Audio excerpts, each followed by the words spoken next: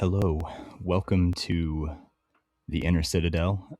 Back to some more regularly scheduled programming. When I started this venture, I didn't anticipate to put so much time and effort into the book club. It's not supposed to be the main thing. I'm not mostly a book reviewer, book synthesizer. Not to say that we're not going to continue doing that moving forward. We absolutely are. Still sticking with the plan there. The final part of Ride the Tiger should be out next week. And then we'll be looking at the next book.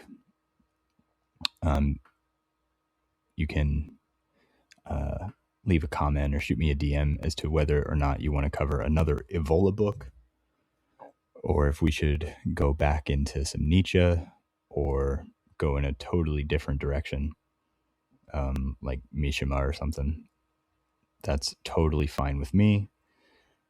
Pretty open-ended as far as the book club goes. Tonight we're going to get back to a little bit of philosophical speculation, if you will, and to do that, we're gonna look at a few different thinkers, and we're gonna kind of synthesize this to the modern day and see how it applies to the modern West, as well as a few other areas that may or may not surprise you. So without further ado, let's go ahead and introduce the first of those thinkers, Oswald Spengler, rather infamous in dissident spaces. He famously was a member of the Nazi Party,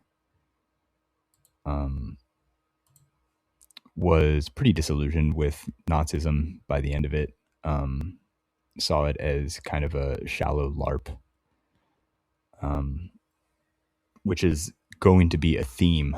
If you recall to the book club last week, we talked about Evola and how he ultimately was dissatisfied with fascism. And this is something Richard Spencer talked about with Academic Agent last week, is that fascism in the modern day is mostly a LARP. Obviously, a lot of people, a lot of political movements draw inspiration from it, but the issue you get into with modern political movements drawing on inspiration is they often just kind of use like for lack of a better term, a LARP of whatever it is they're trying to call back to. And they try to make that thing fit into the here and now. And when you get into Spengler, you'll kind of see why that doesn't necessarily always work, or according to Spengler, doesn't ever really work. So what is Spengler's synthesis, or what is his hypothesis? What's his theory? So Spengler, at this point, I'm sure you're aware, posits a civilizational cycle. So for Spengler, civilizations are organic. They are born, they grow up, they live, they age, decline, and they die, just like any other organic substance, a man or an animal. And he posits that there are 7 great civilizations, or what he calls high cultures, in history. And these are the Egyptian, there's eight of these. They're the Egyptian, the Babylonian, the Chinese, the Indian, the classical, which he lumps Greece and Rome together. We'll talk about why he does that here in a second. The Arabian or Islamic, and the Mexican, and finally the one we're all the most familiar with, the Western or Faustian civilization. And this dividing line, so he talks about something called high culture, and then you have civilization. So what does this mean? High cultures are when a people group is developing, when they're at their outset in the infancy, right? They develop certain a certain like metaphysical quality to them. And this encompasses art, it encompasses religion, poetry, myth, warfare. And for Spengler, it can also encompass mathematics and engineering. If you think of architecture as a downstream of a society's engineering, this is something that he talks about very specifically in relation to the Greeks with the Greek arch. They didn't have calculus. This was pre-calculus. And obviously today when we build our structures, we're using calculus to kind of like, design our architecture. But this isn't something they're aware of. And obviously they're still able to accomplish these magnificent feats of engineering and architecture, but they're doing it with different mathematics. And so Spengler says that not even math is universal. It's a product of culture. And so what happens with a culture is eventually over time, the culture kind of solidifies and it stops growing. It stops producing new things. And this also happens in mini cycles. Although Spengler doesn't elaborate on this too much, but something that I've noticed just through my own perusing through history is you see this within Greek society. So after the Homeric years, there's kind of a solidifying of Greek culture, and the decline of Greek culture, this is something Nietzsche actually points out, starts with philosophy. It starts with Socrates and it starts with Pythagoras. And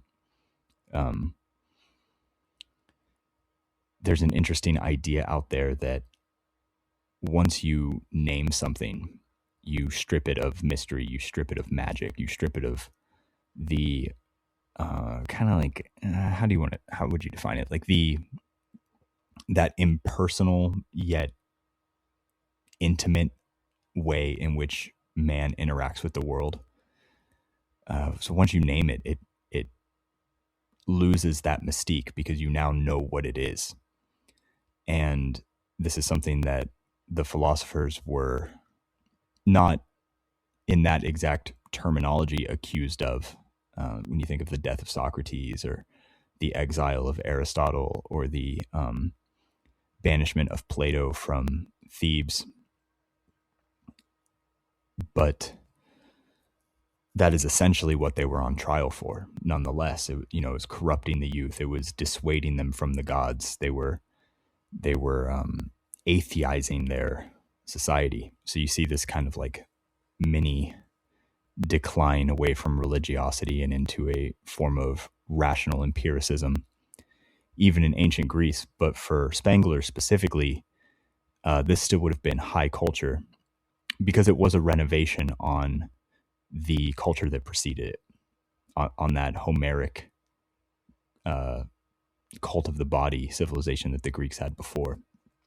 And so this culture solidifies in Rome, and Rome canonizes it into its law and into its civilization.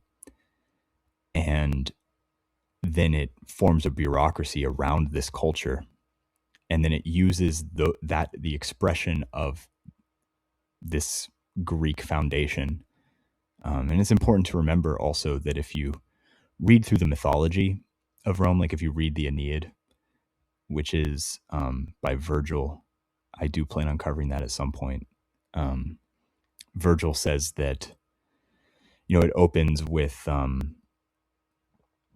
the Trojans sailing on the Mediterranean away from Troy at the end of the Trojan battle.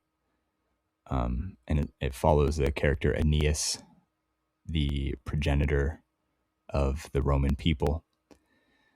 And one of the things that the Aeneid says, specifically Jupiter, or who comes to be known as Jupiter in Rome, Zeus, says to Aeneas is, for these I set no limits, neither space nor time, but go and make gift of an empire without end. And this is something that we're going to see kind of repeated as we get to the modern day, this empire without end. This we're different. We can do it because we're favored by God. We're blessed by the gods in Roman times, or in the case of like Frankish Charlemagne, we're blessed by God. And of course, these empires, because they're temporal entities, and according to Spengler, they follow this organic life cycle. It's mostly that idea of being blessed by God to continue into perpetuity is something that's built into the founding mythos. It's part of that high culture. And the point at which high culture becomes civilizational is the point at which the society itself uses culture as a point of dominance on its neighbors. So when the United States becomes the global hegemonic power within the world after World War II, and we're contested with the Soviet Union, but the Soviet Union is more isolationist. They're not building, like, you have the Soviet bloc, but you don't have the sort of same framework as NATO, where it's expansionary. And part of the stipulation to becoming a NATO country is you have to accept American culture. You have to have American democracy. You have to be bought in on the liberal Enlightenment values that proceed from America and proceed from it. And you need to build this into your own national ethos, and you need to buy into the American system. This is one of the things that Woodrow Wilson says when he gets us involved in World War I, is we're going to bomb democracy into them. And if you look at the outcome of World War I, obviously all the monarchies disappear, and those that remain, like the British monarchy or the Danish monarchy or even the Greek monarchy, although the Greeks are a little different because they were under Ottoman occupation, they become figureheads of state, and they're kind of there to serve as a reminder of times past, but they don't. It's ornamentation, is what it is. It's not. That these monarchs that exist in Europe today, they wield no political power. They have no political will, and the parliaments and prime ministers of these nations fall in line to American culture and American political domination.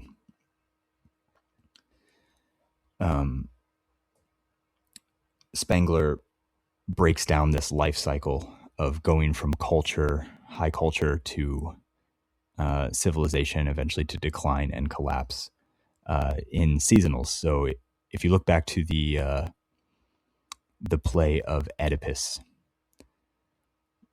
the Sphinx at the end of the play, well, I guess it's towards the middle. It's when Oedipus first comes into the city. So he gets this prophecy from the oracle that he's going to kill his father and sleep with his mother. And when he gets this prophecy from the oracle, he is so distraught that he flees his home and he runs to the city. I believe it's Thebes again. And when he gets to Thebes, he collides with a cart, and he's so discombobulated that he kills the person he runs into. And then he finds out that there's this Sphinx that's ruling over the city and won't relinquish it until someone can answer the riddle. And the riddle is what walks on 4 legs in the morning, 2 legs in the afternoon, 3 legs in the evening, and lies down at night. And of course, Oedipus answers a man. So you have an infant that's crawling, and this is the spring of a civilization for Spengler. It's the spiritual awakening. It's the emergence of a culture's distinctive soul. So again, it's the art, the philosophy, the religion, the spirituality, the metaphysics, the mathematics, the poetry. And then you get the man walking on two legs in the afternoon. This is the summer. This is where, for Spengler, the soul is expressing itself. So you really have the art come into full fruition, and then it starts to express itself in a political way. So again, this is where you get the canonization of laws, but you don't have a full-fledged bureaucracy yet, right? Like it's not on autopilot. And then three legs in the evening would be an old man with a cane. This is the autumn, and this is where, just like we discussed a bit ago with the Greeks and how the philosophers were a sort of symbol of the decline, you have, for Spengler, where rationalism and abstract systems are consolidating the culture's mature intellect. And this is the bureaucratic phase. This is the military expansionary phase. And then at the end of the riddle in Oedipus, obviously winter, where a man lies down, the man has died or is dying, he's bedridden. And this is, for Spengler, spiritual exhaustion. It's material primacy. So you have the rise and domination of materialism within the culture. And you have mechanization, urban cosmopolitanism. So the people are losing their connection with their forefathers and with their national mythos. And you have this hyper individualization that happens within the society at large. And imperial expansion is slowing down here, and rival powers might be rising to challenge the empire. In the case of Rome, with the Goths, the Visigoths, the Vandals, and eventually the Huns, the Mongolian Huns, who, of course, the Romans allied with the Goths to fight and win against. But by this point, Rome was never the same. In fact, it collapsed shortly after. Officially, I want to say the year was 430 something AD, of course. And let's focus in on the winter and what it means for us in the West today, because, of course, the title of Spengler's magnum opus is The Decline of the West. So this was something that Spengler thought we were well within the time frame for when he wrote the book in the 1930s. And late stage politics for Spengler, he says that within this phase, politics tend towards authoritarianism, consolidation, and Caesarism, as spiritual vitality collapses into administration, force, and scale. Well, let's look at the current American regime and compare and contrast that to late Rome. Obviously, before Caesar's rebellion, you have two houses that make up the Senate proper. You have the populares and you have the optimates. So you have the populace, and the optimates is exactly what it sounds like. It is the aristocratic noble blood held over. And these people were, for lack of a better term, they were using Rome as a personal prostitute to enrich themselves.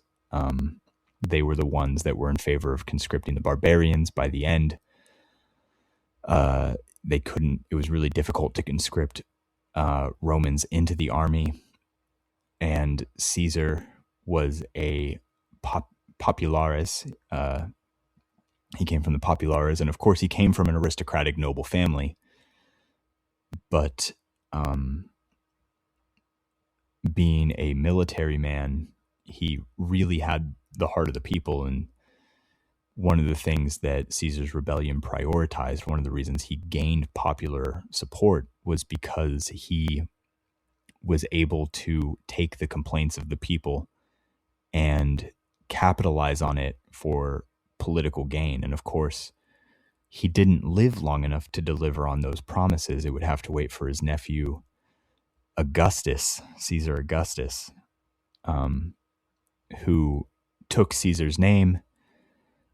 And that's a story for another time. I totally lost my, oh, yeah. And then as time goes on within the empire, when you get to Stoicism and Marcus Aurelius, which of course came from Greece as well, Rome didn't have any novel philosophy. So this is something we see today in the West. There's not much novel philosophy going on.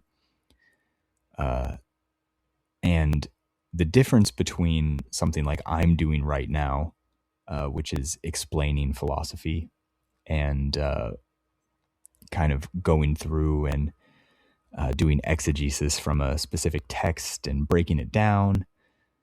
If you go to a philosophy course at your local university and you take an introduction to philosophy, that's what your professor is going to be doing. And philosophy is unique in the sense that what the philosophy student or professor is doing, they often mistake themselves with doing the work of a philosopher. But what a philosopher actually does is paradigm shift. That's the job of the philosopher, is to shift the paradigm of a society into something new. And Spengler says this happens at the beginning of a civilizational cycle. So for the Faustian West, according to Spengler, this is Christendom, and it starts with Charlemagne. And the spring for Faustian civilization is actually the Enlightenment. It's taking the precepts of Christianity and it's converting it into a sort of bare bones legal framework. When you think of like Locke and Hobbes and Voltaire even, and then it ends up getting a government a few hundred years later with the Americans and again with the French. But the French Revolution almost was a little ahead of its time if you think about it in a Spenglerian lens. It was highly materialistic. It was very anti-religious, and these are usually things you see reserved for the end of a civilizational cycle, not in the spring, just as you're getting your political reforms and you're establishing nationhood and your art and frameworks and philosophies and all that have been established in the summer. Typically what you see in the French Revolution is reserved for late stage empires. Of course, you get a Caesar, a type of Caesar to arise from the French Revolution in Napoleon. And it's they kind of went out of order. The French did. But I guess they are kind of the eternal hipsters of the Faustian West. So I guess it makes sense. They were doing the nihilistic materialism before it was cool.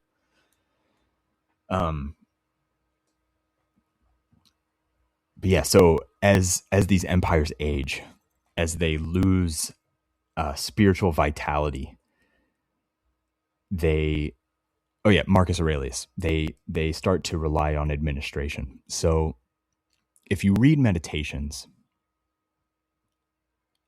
it's something that's very easy to understand in the modern vernacular. Think of how popular Stoicism has been in the cultural lexicon, in the zeitgeist, within the last really 5 to 10 years. It's everywhere. Stoicism is everywhere. And you read Marcus Aurelius, and here you have the most powerful man in the most powerful society up to that point to have ever existed. And he feels powerless to do anything. And part of the reason is because by the time of Marcus Aurelius, by the time he's engaged with the Huns on the eastern front of the empire, he doesn't even need to be in Rome for Rome to continue doing what it's doing. It's bureaucratic. The systems are autonomous. And we see that more and more today. You know, when people complain in the United States about the deep state, what they're complaining about is a bureaucratic system of laws and regulations set in place to where it doesn't matter who you elect, the system runs as the software tells it to run. So you can switch out the interface as much as you want, but the underlying programs of that system are going to make it continue to operate within a certain way. That's what the deep state is. It's bureaucracy. And this isn't anything new. I'm sure you're all well aware of it listening to this. But this is something that Spengler points out as indicative of late stage civilizations. And obviously you get a ton of bureaucracy in the 20th century. This is really the birth of the modern bureaucracy. Of course, you get international law that comes from World War II. You get the League of Nations after World War I and the UN after World War II. You get these UN Security Councils a little later on with the Cold War. You get the permanent council seats at the establishment of the global order, the post-war consensus. And you have kind of removed the sovereignty of the people and you've bureaucratized it at an international scale for people who are buying into the system, for people who are at the same civilizational phase at once. And so when you get these other thinkers like, René Guénon, or Guillaume Faye is a great example. In his book, Archaeofuturism, he predicts a convergence of catastrophes coming for the modern world, of natural disasters and pestilence and major wars and all the fun stuff that we are so captivated by today because it's not that far-fetched. 6 years removed from COVID, here we sit on the cusp of World War III, and the convergence of catastrophes is here. And Guillaume Faye wrote Archaeofuturism in the 80s, and so you might sit here and be like, well, how in the world did Julius Evola or Guillaume Faye or Oswald Spengler, how did they know that this was on the horizon? And the answer is because it's not new. Every imperial civilization, every high civilization has gone through this exact cycle. You just have to know where to look, according to Spengler. And so he does give a little bit of cross-civilizational evidence. Rome, obviously, as the exemplar. China as a kind of recurring cycle where I don't know, if you read a Chinese historian, it's like every 10,000 years, they'll have like a 40 million death battle. The Chinese are a little interesting though, because they incorporated bureaucracy from the outset. And obviously if you read mainstream historians or mainstream political philosophers, China is the birthplace of bureaucracy. Of course, the ancient Greeks and the ancient Romans, they had a form of bureaucracy, but it wasn't called bureaucracy, but, arose by any other name and all that.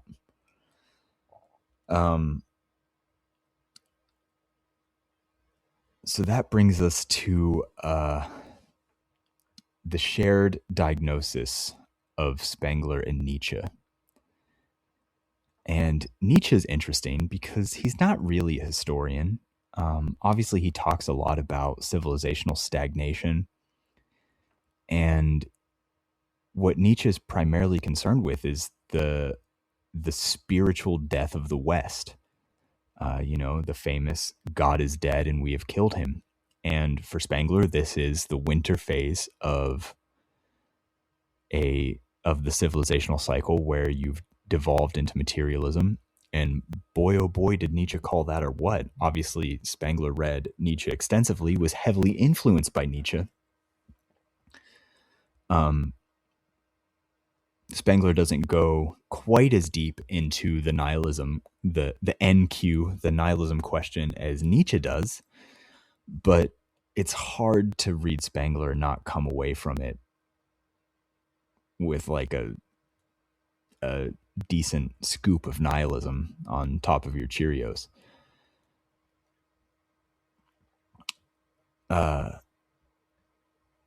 For Nietzsche, nihilism is the spiritual signature of modernity. Of course, Nietzsche and his famous "the death of God" diagnosis is synonymous with Spengler's claim that the West is entering a spiritually exhausted and technocratic late phase or winter phase of its civilization. And you see this in Heidegger as well. Heidegger is immensely wrapped up in the idea that what has led to man's crisis of being or crisis of becoming is an over-reliance on technology. Interestingly enough, this is something that the ancient Romans were aware of. So the ancient Romans had knowledge of the steam engine, but they didn't implement it. And, we might look back now and be like, oh, well, that was stupid. They could have conquered the world, but Rome was at the height of the Republic at this point when they discovered steam engines. And they knew that if they implemented it, it would cause a technological revolution in the empire and would cause an over-reliance on it. And the other thing that Rome had or didn't have going for it, I guess, depending on your perspective, was they had a large slave population. So if they implemented the steam engine, they would have a quite immediate problem on their hands with what do we do with all these slaves? You can't free them. They outnumber you in some cases, 1,000 to 1. It would have been Spartacus and his revolt times 1,000. But the other thing that they were worried about was their connection to the gods and what the implementation of this would do for society at large in terms of the religion. You have to remember that for Rome, the worst thing you could be was novel or an innovator. Part of this is because they were so heavily bureaucratic that any type of revolutionary innovation, and whether it's in terms of technology or even spirituality, of course, the main problem Romans had with Christians is that they were brand new.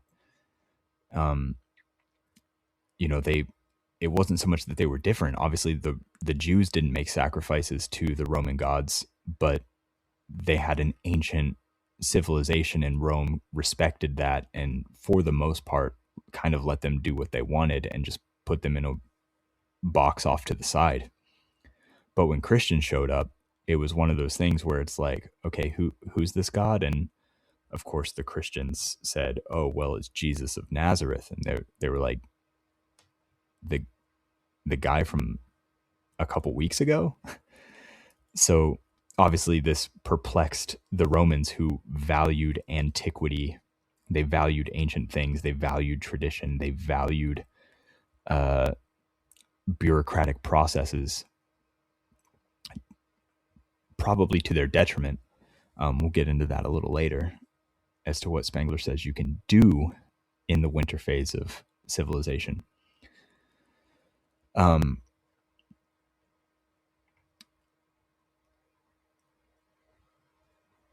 Nietzsche, in his, by a little later, I mean right now, Nietzsche says in his quote in his quote where he talks about God being dead, he says, "God is dead, God remains dead, and we have killed him.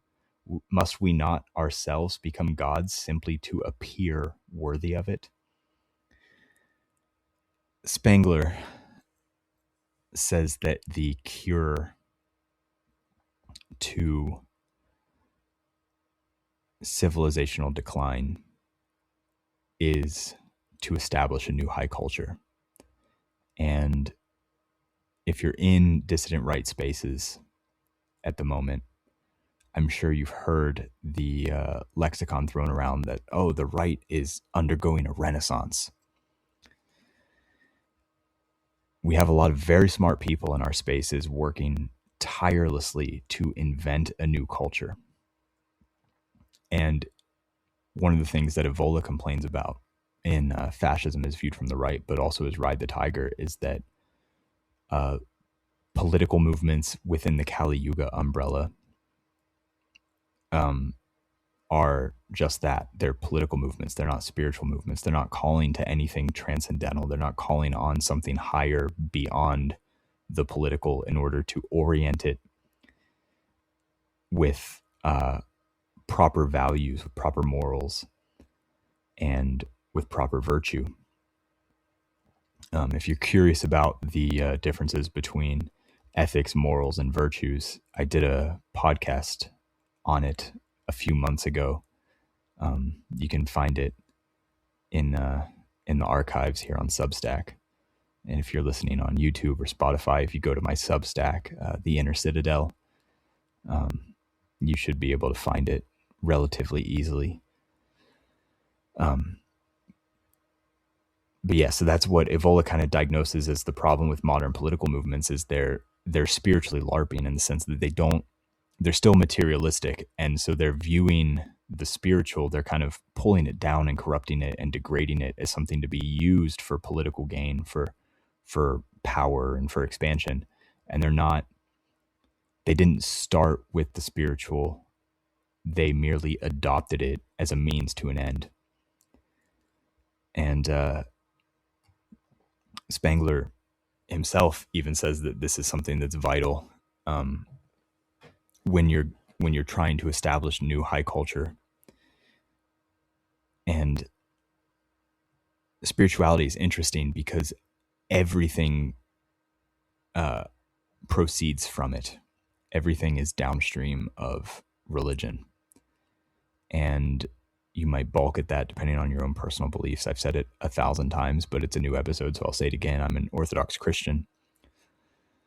And if you look at the life of an Orthodox Christian, if you go read the lives of the saints, if you look at iconography within the Orthodox Church, or even within the Western Catholic Church, the Roman Church, you'll see that the art, the poetry, the philosophies, the kind of scholastic, not to confuse it with scholasticism or the specific theses of Thomas Aquinas, but the actual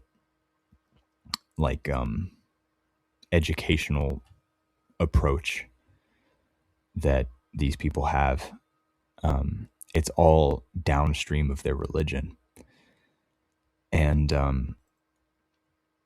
it's interesting because Spengler says that when you're going through this high culture phase, one of the worst things you could do is try to reestablish that which the zeitgeist has moved beyond. So we've talked about a number of times about the return bros, whether it's the 1950s, or we just need to go be Vikings in the woods and do the pagan LARP, or we just need to undo Vatican II and we need to be based crusaders in the Middle East and restore the Holy Land from the Catholic perspective, and I don't really know what Protestants think they need to return to. I guess they're the 1950s bros. When Billy Graham was alive, that was America declined after Dale Earnhardt and Billy Graham. I tell you what. Yeah, so the worst thing you could do is try to reestablish this previously overcome order, because it's exhausted within the timeline of history. History has left that behind. It's thrown it in the annals or the dustbin of history, and it's better left in books. And that's not to say that you can't draw on inspiration, but if you're trying to, if we just blank slate it and if we start over with the Constitution and nothing else, well, guess what? Every politician in America knows how to work around the Constitution.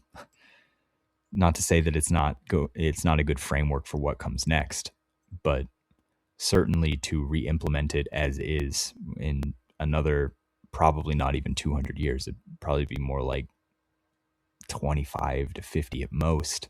You're going to run into the same problems, because the society that we have is used to bureaucracy. It's used to lobbyists. It's used to special interest groups and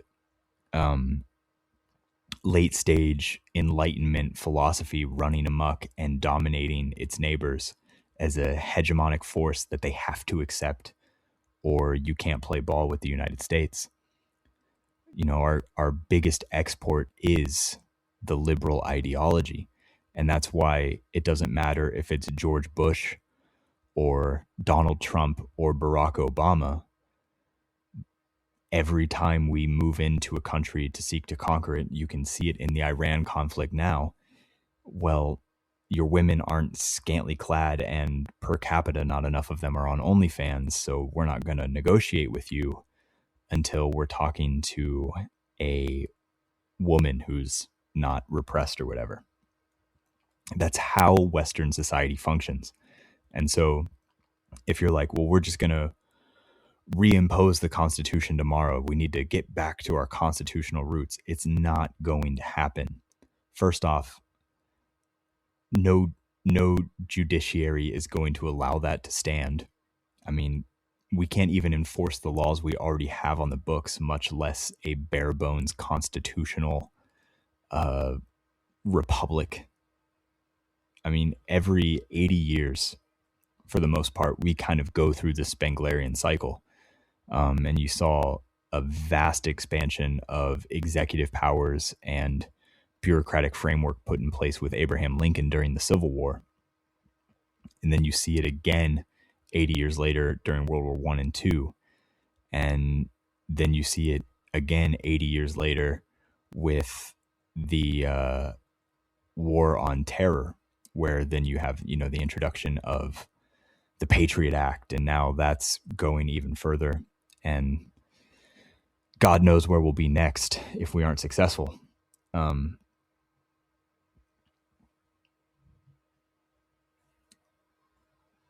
So that's kind of Spengler's diagnosis and his synthesis with Nietzsche. We're going to come back to Nietzsche in a little bit. But first, I want to talk about some other thinkers who corroborate with the Spenglerian cycle. So you have Toynbee, and he says that these civilizational cycles, Toynbee, he differs from Spengler in one key sense, that he allows more room for renewal. Spengler is truly a pessimist in this regard. He is the original black pillar. Toynbee, while if you're new to all of this and you read Toynbee, you're like, wow, this is dark. Just wait till you read Spengler. You got another thing coming. Toynbee does allow for renewal within his system, but for Toynbee, the catalyst for the cycle of birth, expansion, decline, and death of civilization is driven by challenge and response. And so you can kind of think of this almost like a Hegelian dialectic.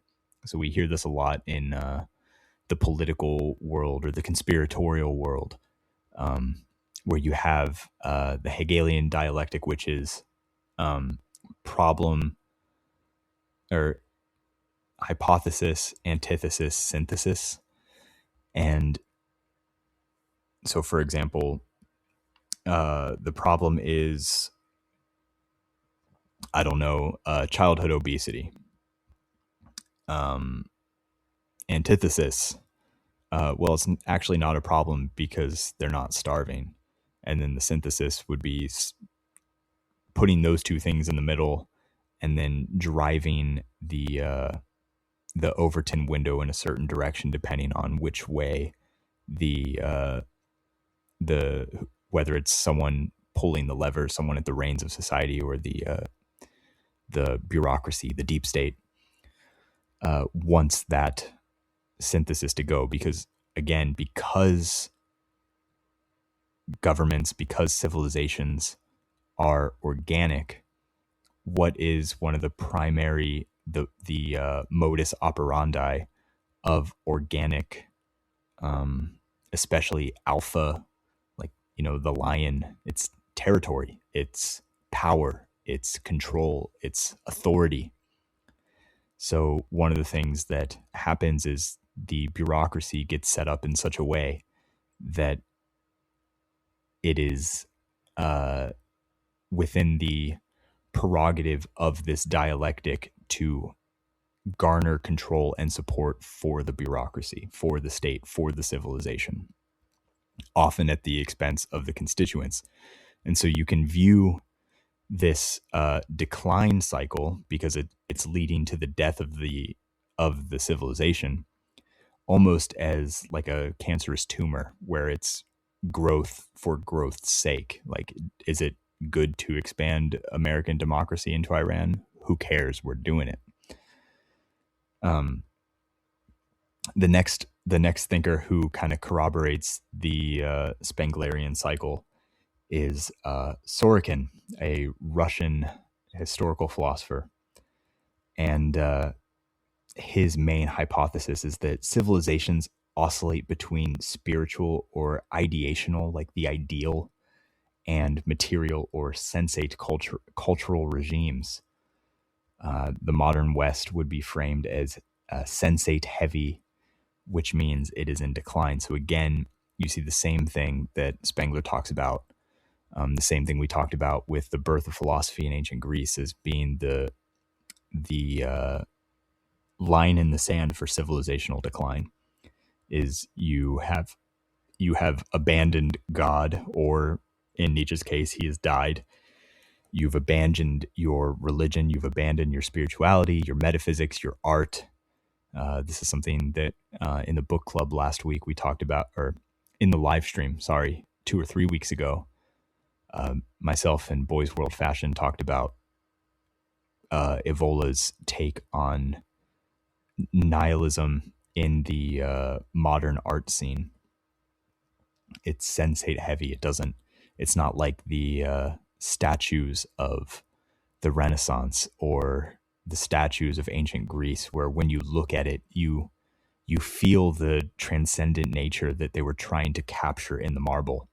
Instead, modern art is more about breaking rules than it is upholding the mathematical principles of aesthetics. And then Carroll Quigley, famously, he was the mentor for Bill Clinton. He wrote a book called Tragedy and Hope. Highly recommend Jay Dyer's lecture series on tragedy and hope. It's pretty good. Also, Rudyard Lynch covers Tragedy and Hope pretty extensively. Not a book I'm planning on covering. I'm not a Quigley fan, but he is one of these cyclical civilizational guys. So I do have a lot of respect for him in that regard. Although he is a neoconservative, he is part of the global elite New World Order types. I mean, obviously you kind of have to be a mentor for a Clinton. But Quigley says that civilizations pass through stages towards universal empire, with decay when institutions outlive their function. Well, I don't think I've seen any of that around lately. So who, because I know what we're going to talk about next, who could we kind of call on as a synthesis to, our little Hegelian dialectical problem here of my society's declining. I need to invent something new. What would be a good little synthesis to our little Hegelian dialectic here? Enter Thomas Carlyle, a Scottish poet and writer. He has a book called On Hero Worship. I highly recommend it. Thomas Carlyle is one of my favorite writers. The man is an excellent writer. His prose is incredible. He is Da Vinci with a pen. And for Thomas Carlyle, he says that the bridge, he doesn't say this. This is me reading heavily into the text in order to synthesize what we're talking about.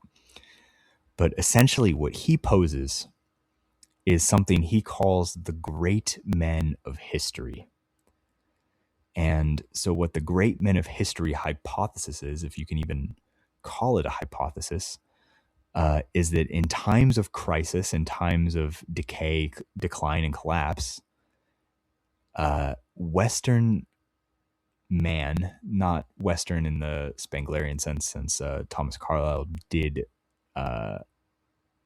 live, he was not a contemporary of Spengler. He was, I want to say, 1800s. I think he even was before Nietzsche. But what he says is that the West, European man, we have a habit of, or history rather, has a habit of, in times of great crisis, producing a great man. Napoleon, Caesar, El Cid, Godfrey of Bouillon, Emperor Constantine, Saint John Vatatzes.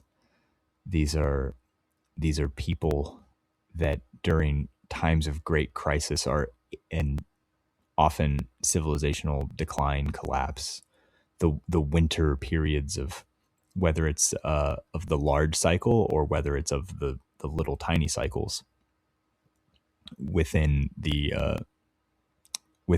larger cycle. Thinking of the French Revolution, it's kind of like an early precursor to the winter we're going through now. He says that a great man is almost always produced and is able to grab the fabric of history and pull it and reshape it into a direction he wants it to go. Think of Napoleon's, this is kind of esoteric, but Napoleon's Little Red Man of Destiny. If you've never heard about Napoleon and his Little Red Man of Destiny, I highly recommend you look into it. He's not the only figure to claim a Little Red Man of Destiny. I think most of the other people didn't call it that, though. Napoleon claimed that he had a daemon that he would consult with, and it was quite literally this little red man who would tell him he was born for a great purpose and to drive the ship of history in a certain direction. And that's how Napoleon was certain of his victories on so many occasions, was because this little red man consulted him.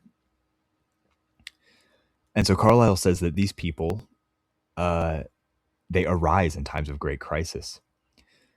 Obviously, this would be a prototype of the Nietzschean Ubermensch, the ultimate civilizational decline ender, the Ubermensch.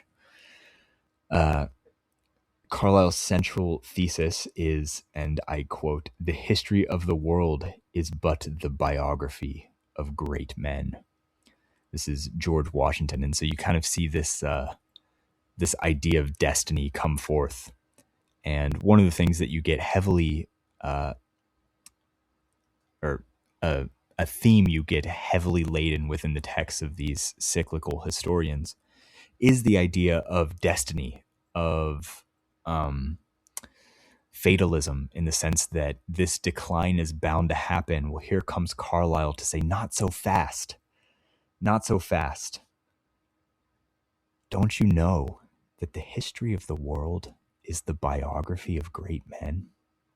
Don't you know that in times of crisis, a hero always arises?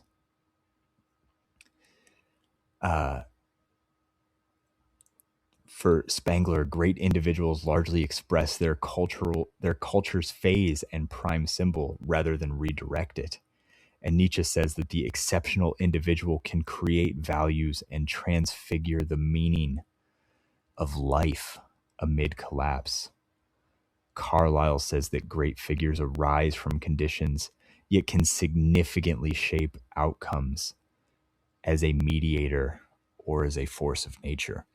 And so here you get this, you get these stories all throughout history of George Washington. He emerges from the battle, and he'll outstretch his arms, and there's bullet holes just littering both sides of his coat, yet he remains untouched, almost as if he is driven forth by some daemon of destiny to grab the reins of civilization and drive the bull in the direction he wants it to go.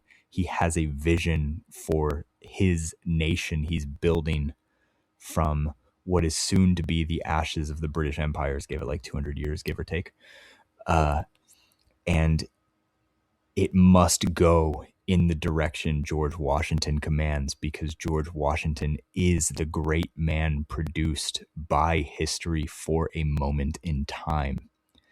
And until he has achieved his purpose, he is unassailable. You get the same thing prevalent through Napoleon's life. And you also, once again, to force my religion down your throat, you get the same thing in the life of Jesus, where how many times do the Pharisees say, we're going to kill you? And Jesus literally is like, nah, it's not the time for that, bro. Like, it's not going to happen. I am unassailable until my mission is achieved. And whether true or not, it is quite the powerful animating force to kind of pull upon for your own life. Like, I'm here to serve destiny. And until my cause is complete, until I have achieved my mission on earth, I'm unassailable. I cannot be touched, because history has chosen me from the masses for a time such as this. And of course, if you buy into the Christian narrative, as I do, that's true. You were born in a specific place in a specific time that is most likely to lead to your sanctification or to the sanctification of those around you. You were born in a specific place in a specific time for a specific reason. Now, does that mean you're unassailable in Christianity? I don't know. I'd say go ask your priest. I do know that it's common to say that, you know, your death is set, the hour of your death is set. Memento mori comes from this. Be mindful of death. Always be meditating on your death, because you don't know the hour set aside for you. Does that mean that you're unassailable until that time?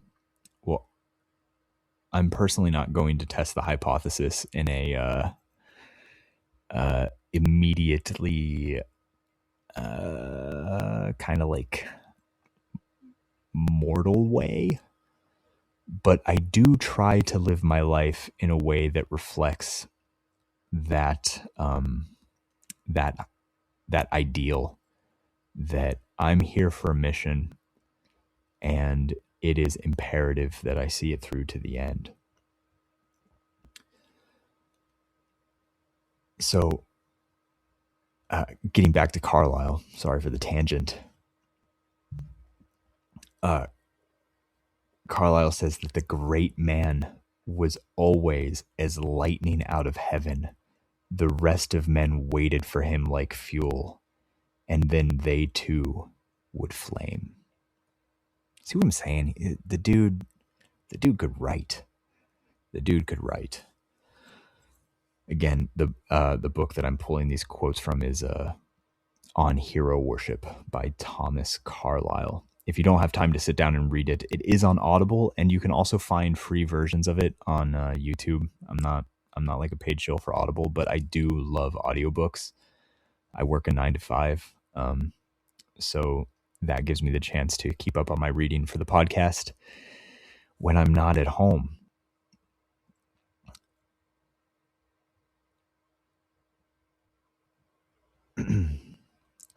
So the bottom line conclusion here: Imperium, late phase civilization, tends towards consolidation, bureaucracy, scale, technique, and coercion. The individual's task becomes existential and spiritual rather than to manage or reform. This is something Nietzsche, and calling back to Evelyn riding the tiger, this is something that they both place heavy emphasis on. And really what I'm getting at here, especially pulling Carlyle into the end of this, is that synthesizing force between decline and all the black pills. The white pill here is that a heroic anthropology about your life can reinvigorate it with meaning, and through the lens of inner hierarchy, discipline, and a creative intensification, you can live that heroic great man of history, even if it's not in the civilizational steering sense, but within your own mini life cycle.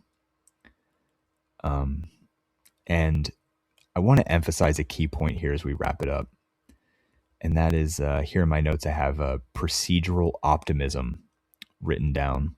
So there's a lot of talk going around right now about reject the black pill, don't black pill, bro, never black pill. And while I want to say that I genuinely, generally agree, optimism for optimism's sake is cowardice. The hero, the great man of history, knows what he's up against, and he goes to war anyway.